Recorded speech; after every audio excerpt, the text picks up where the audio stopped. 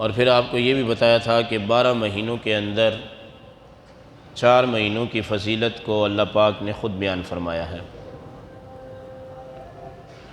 اور یہ بھی آپ کو بتایا تھا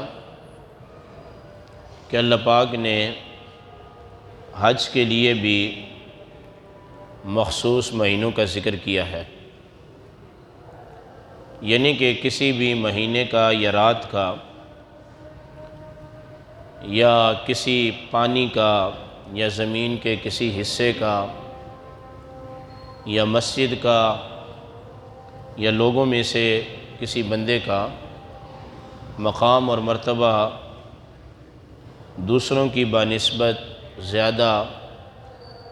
جو بیان کیا جاتا ہے، یہ اصل میں قرآن اور حدیث میں وارد ہوا ہے۔ شعبان جو ہے یہ شیب سے ہے، اور اس کا معنی ہوتا ہے کہ گھاٹی کی طرف جو راستہ جانے والا ہوتا ہے عربی زبان میں۔ آپ جانتے ہیں کہ جب کسی بھی گھاٹی کی طرف راستہ جاتا ہے تو وہ ایک پگڈنڈی ہوتی ہے، لوگ اپنے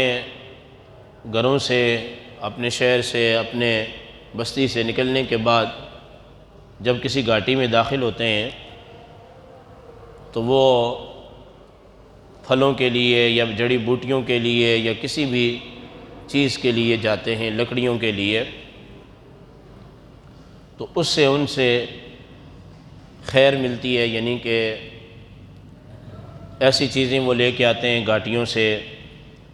جو ان کے گھروں میں کام آتی ہیں، روزمرہ کی اشیاء ہوتی ہیں۔ تو اسی طرح شعبان جو ہے یہ مہینہ ہے، اور اس کا نام شعبان رکھا گیا ہے۔ وجہ اس کی کیا ہے؟ تو حضرت امام غزالی رحمہ اللہ نے اپنی کتاب کے اندر اس کی وجہ بیان فرماتے ہوئے فرمایا کہ شعبان کو شعبان اس لیے کہتے ہیں کہ اس میں خیر کثیر نکلتی ہے، یعنی بہت زیادہ نیکیاں نکلتی ہیں اس میں،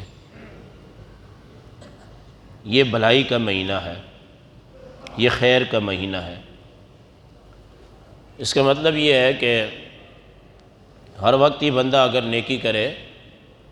تو اس کا ثواب ملتا ہے، مگر چند مہینوں میں سے یا چند راتوں میں سے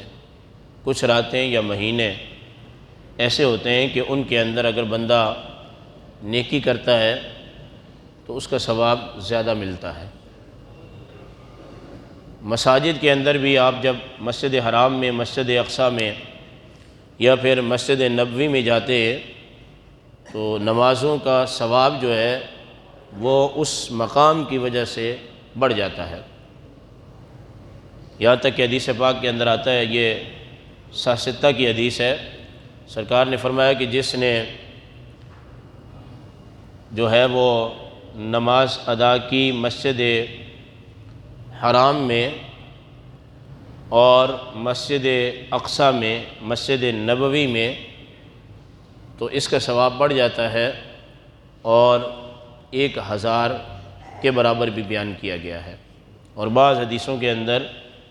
مسجد نبوی میں ایک نماز کا ثواب 50,000 اور مسجد حرام میں 1,00,000 کا ثواب بیان کیا گیا ہے۔ تو یہ مہینے اور جگہیں جس پر میں پہلے بات کر چکا ہوں کہ ثواب بڑھ جاتا ہے۔ مسجد قباء میں جو نماز پڑھتا ہے تو اسے ایک عمرے جتنا ثواب ملتا ہے۔ حالانکہ آپ نے دیکھا ہوگا مدینہ میں مسجد قباء کے علاوہ کئی ایسی مساجد ہم نے دیکھی بھی ہیں کہ جن کا ایریا بھی بڑا ہے اور محل وقوع بھی بڑا اچھا ہے، کشادہ بھی بہت ہیں، تو ان میں نماز پڑھنے سے عمرے کا ثواب نہیں ملتا، مگر مسجد قباء میں ایک نماز پڑھنے سے عمرے کا ثواب ملتا ہے۔ اس کی وجہ یہ ہے کہ اللہ پاک نے اپنے محبوب کی زبان کے ذریعے اس جگہ کو مقام اور مرتبہ بخشا ہے۔ تو اسی طرح یہ جو شعبان کا مہینہ ہے اس کے اندر خیر کثیر نکلتی ہے، تو عمل جو ہے اس کا اجر بڑھ جاتا ہے۔ سرکار دو عالم صلی اللہ علیہ وسلم نے ارشاد فرمایا صحابہ کرام کو کہ جب شعبان المعظم کا مہینہ شروع ہوتا تو آپ فرماتے کہ اپنی جانوں کو پاک کر لو، اپنے نفسوں کو پاک کر لو، اپنے جسموں کو پاک کر لو۔ اور دوسرا آپ علیہ السلام فرماتے کہ اپنی نیتوں کو درست کر لو اور اچھی اچھی نیتیں کر لو۔ تو پتہ یہ چلا کہ شعبان المعظم کے مہینے میں جو حضور علیہ السلام کی جانب سے حکم ہوا، وہ پہلی بات تو یہ ہے کہ اپنی جانوں کو پاک کریں، اور دوسری بات یہ ہے کہ نیت اچھی رکھیں۔ عمل بہت مشکل ہے کرنا اور اس پر پورا اترنا، مگر اگر بندہ اپنے دل کی نیت کو اچھا کر لے تو کافی سارے معاملات جو ہیں اس کے لیے اچھا ہو جاتے ہیں، بہتر ہو جاتے ہیں اس کے لیے، اور اس میں اللہ کے ہاں سے معافی ہو جاتی ہے۔ یہی وجہ ہے کہ امام غزالی رحمہ اللہ نے اپنی کتاب کے اندر یہ حدیث پاک بھی نقل فرمائی ہے، نیت المومن خیر من عمل، کہ مسلمان اور مومن آدمی کی نیت اس کے عمل سے زیادہ بہتر ہے۔ اور بخاری شریف کی پہلی حدیث پاک، حالانکہ امام بخاری اپنے موضوع سے ہٹ کر حدیث لائے، کیونکہ امام بخاری نے سب سے پہلے اپنی کتاب میں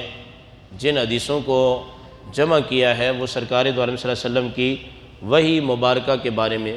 متعلق جمع کیا ہے کہ حضور علیہ السلام پر وحی کیسے نازل ہوئی۔ مگر پہلی حدیث امام بخاری نے انما الاعمال بالنیات، کہ اعمال کا دار و مدار نیتوں پر ہے، یہ ذکر فرمائی۔ تو حضرت عینی رحمہ اللہ نے اس پر سوال اٹھایا کہ امام بخاری نے تو کہا تھا میں اپنی کتاب میں جو بھی حدیث ذکر کروں گا وہ موضوع سے ہٹ کے نہیں ہوگی، موضوع سے مراد عنوان سے ہٹ کے نہیں ہوگی،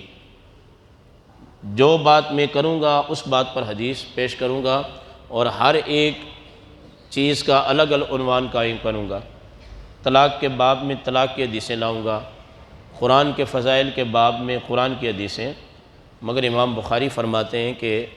پہلی حدیث علامہ عینی فرماتے ہیں کہ وہ نیت کی لائے۔ اس کی وجہ یہ ہے کہ امام بخاری دنیا کو یہ بتانا چاہتے ہیں کہ یہ قرآن کے بعد جو میری مشہور کتاب ہے، قابل اعتماد کتاب ہے، اگر یہ میں نے اللہ کے لیے اور نیت نیکی سے اگر لکھی ہے تو یہ کتاب باقی رہے گی۔ میری نیت کو اللہ جانتا ہے، میں نے اپنی ناموری اور شہرت کے لیے یہ کام نہیں کیا، میں نے صرف اور صرف اللہ کی رضا اور مخلوق کی ہدایت کے لیے نبی کریم علیہ السلام کی حدیثیں جمع فرمائی ہیں۔ تو اس لیے وہ اپنی نیت کا بتا رہے ہیں کہ اگر میری نیت ٹھیک ہوگی تو یہ میری کتاب جو ہے وہ باقی رہے گی، اور اگر نیت ٹھیک نہیں ہوگی اس سے دنیا کا جاؤ جلال۔ یہ بھی میں آپ کو بتا دوں کہ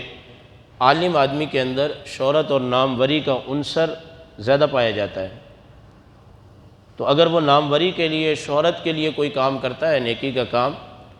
تو پھر وہ قیامت کے دن یہی فرمایا سرکار نے کہ کوئی بندہ نیکی کا کام کرے، نیکی کا خرچ کرے، لوگوں کو دین پڑھائے یا پھر ہدایت کی بات کرے، نماز پڑھے، روزہ رکھے، حج کرے، تو قیامت کے دن وہ کہے گا یا اللہ میں نے تو اتنے اعمال کیے تھے تو میرے اعمال نامہ میں تو کچھ بھی نہیں ہے۔ تو اللہ فرمائے گا کہ تو نے شہرت اور ناموری کے لیے کیا تھا کہ لوگ مجھے عالم کہیں گے، لوگ مجھے حاجی کہیں گے، لوگ مجھے نمازی کہیں گے، بہت زیادہ خیرات کرتا ہے، نیکی کے کام، تو اس کا بدلہ میں نے تجھے دنیا میں دے دیا کہ تیری تعریف دنیا میں ہوئی ہے، اب کچھ بھی باقی نہیں ہے۔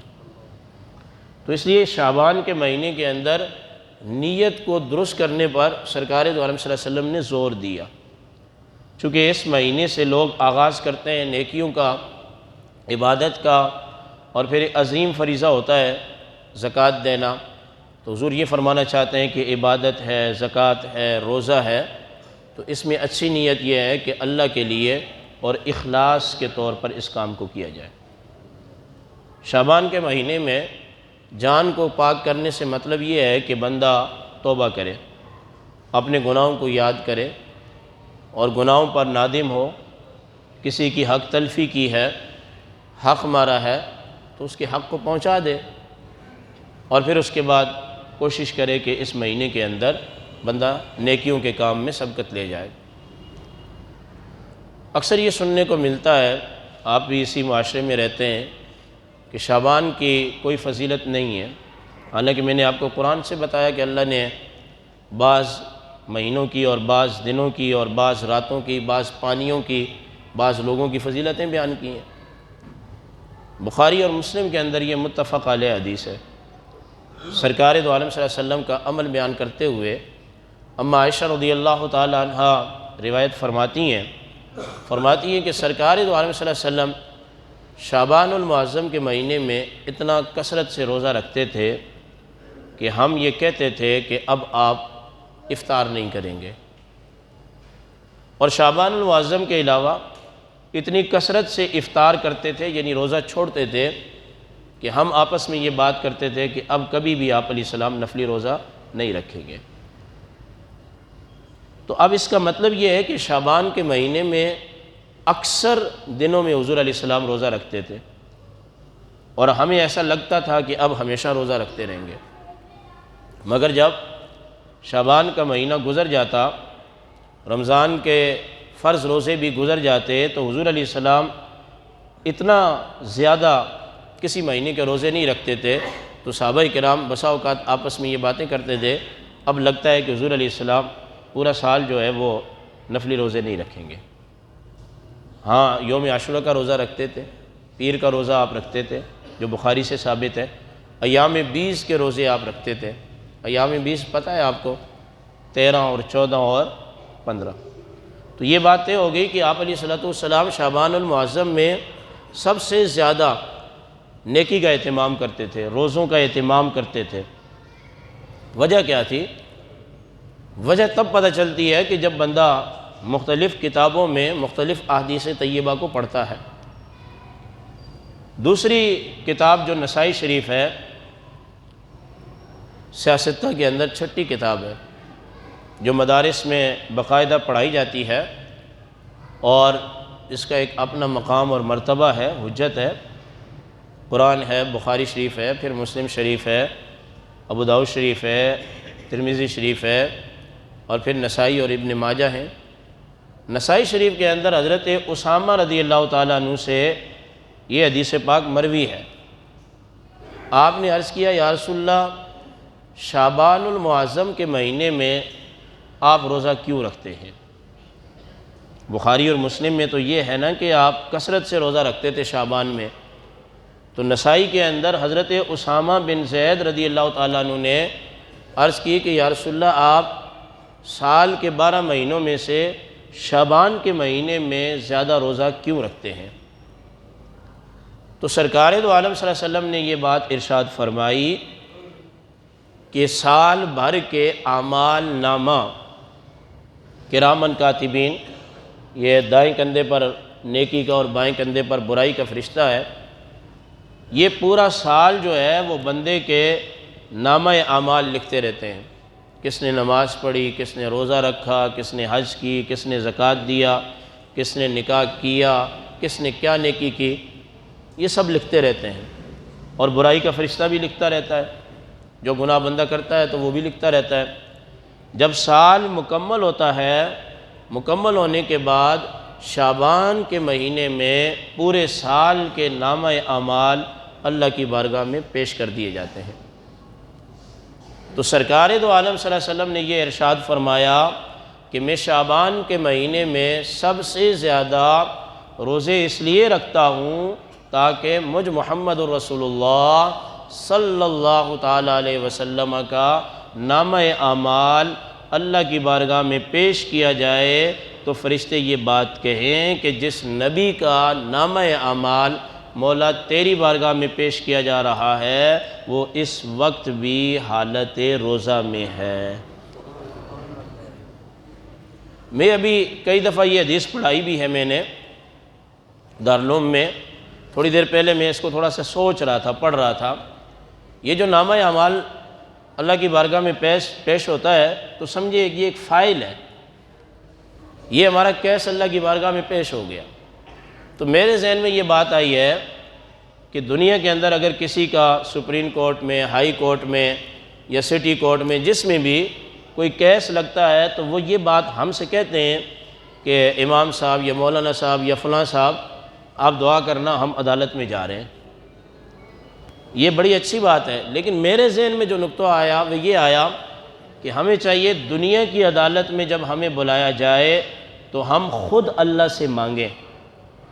اور جب اللہ کی عدالت میں ہمارا نامہ اعمال پیش کیا جائے تو ہم خود اللہ سے اس وقت معافی کے طلبگار ہوں اور اللہ سے دعا کر رہے ہوں۔ جب ہم خود دعا کریں گے، ہم جس درد کے اندر ہوں گے، جس کیفیت کے اندر ہوں گے، اس میں ہمارے ساتھ اللہ تعالیٰ نرمی کا معاملہ فرمائے گا۔ تو میں آپ کو اس حدیث سے یہ نقطہ سمجھانا چاہتا ہوں، دوسرے سے دعا کروانا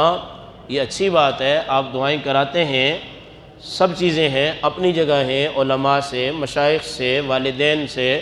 بڑے بزرگوں سے دعائیں کرواتے ہیں، یہ بالکل صحیح بات ہے، حضور علیہ السلام کی سنت سے ثابت ہے۔ مگر جب میں اور آپ کسی مشکل میں ہوں، اس وقت اللہ سے مانگنا یا پھر اس حاجت کے لیے روزہ رکھنا یا پھر نماز پڑھنا، یہ صحیح حدیثوں سے ثابت ہے۔ اس میں محدثین کرام نے فرمایا کہ دعا کی قبولیت کے زیادہ چانس ہوتے ہیں۔ تو ہمیں چاہیے کہ اس مہینے میں اپنی اپنی استطاعت کے مطابق اللہ سے مانگیں، دعا کریں، اور پھر دعا کرنے کے بعد جو ہے اس بات کی امید رکھیں کہ اللہ تعالیٰ ہمارے ساتھ رحمت اور فضل کا معاملہ فرمائے گا۔ مفسرین کرام نے یہ بات بھی لکھی ہے، سال بھر کا دفتر سال کے بعد اللہ کی بارگاہ میں پیش کیا جاتا ہے۔ یہ جو ملکوں کے یا دیگر اداروں کے سال کے بعد آڈٹ ہوتے ہیں اور فائلیں ایک سال کے بعد مکمل کرنے کے بعد الماری میں رکھ دی جاتی ہیں، نئے سال کی نئی فائل، نئے سال کا نیا آڈٹ ہوتا ہے، فرمایا کہ وہ چیز بھی اس حدیث پاک سے ثابت ہے۔ اللہ کی سنت یہ ہے کہ سارے سال کا جو معاملہ ہوتا ہے اس کا حساب اور کتاب کر کے رکھ دیا جائے اللہ کی سنت سمجھ کر، تو اللہ اس میں بھی برکتیں عطا فرمائے گا۔ وآخر دعوانا الحمدللہ رب العالمین۔